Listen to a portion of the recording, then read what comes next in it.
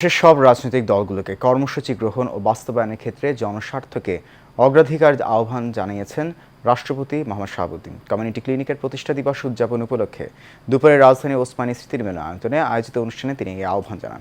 বলেন, ২০০১ সালে ক্ষমতার পরিবর্তনের পর বন্ধ করে দেওয়া হয় প্রান্তিক মানুষের স্বাস্থ্যসেবা পাওয়ার জননন্দিত উদ্যোগ কমিউনিটি ক্লিনিক।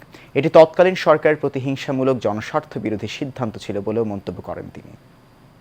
পাওয়ার জননন্দিত এই উদ্যোগটিকে, যেটা আমি আগেই বলেছি, এটা ছিল তৎকালীন সরকারের একটি প্রতিহিংসামূলক জনস্বার্থ বিরোধী সিদ্ধান্ত।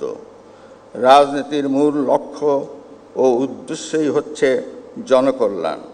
সরকার ও রাজনীতিবিদদের সকল সিদ্ধান্তের ক্ষেত্রেই জনস্বার্থকে প্রাধান্য দিতে হবে।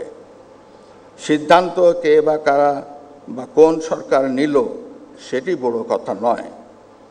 বড় কথা হচ্ছে সিদ্ধান্তটি জনস্বার্থে নেওয়া হয়েছে কি না।